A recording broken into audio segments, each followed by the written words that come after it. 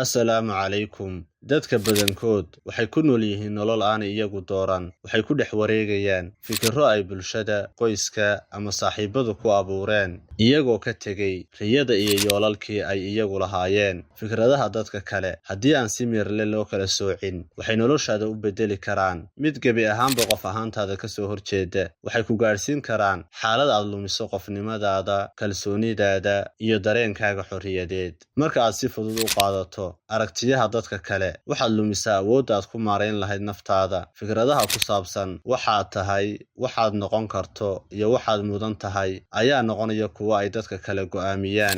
Waxaad dareemaysaa in noloshaadu aysan ahayn mid adiga kuu gaar ah, balse ay tahay mid lagugu xukumayo ku noolaanshaheeda. Tani waxay dhalisaa dhibaatooyin nafsi ah oo ku dhisan walbahaar, shaki iyo niyad-jab joogto ah. Fikradaha dadka kale waxay noloshaada baabi'in karaan marka aad si buuxda ugu noolaato raaligelinta dadka. Haddii aad ku mashquusho sidii aad u heli lahayd ogolaanshahooda, waxaad luminaysaa waqti qaali ah oo aad ku dhisi lahayd yoolalkaaga iyo shakhsiyadaada. Bulshadu mar walba waxay leedahay wax laga filayo qof walba, balse haddii aad ku mashquusho inaad buuxiso filashooyinkaas, waxaad noqonaysaa qof la hagayo oo aan lahayn jiho gaar ah oo uu isagu u socdo. Noloshaadu waxay leedahay qiimo aan la barbar dhigi karin kuwa kale, waxaana muhiim ah inaad si cad u fahanto in fikradaha dadka kale aysan noqon karin kuwo go'aamiya masiirkaaga. Waxaad xaq u leedahay inaad noqoto qof xor ah oo ku nool fikradihiisa gaarka ah, oo aan u oggolaan in shisheeye xukumo noloshiisa. Marka aad iska ilaaliso saamaynta xun ee fikradaha dadka kale, waxaad bilaabaysaa inaad dib u hantido xorriyadaada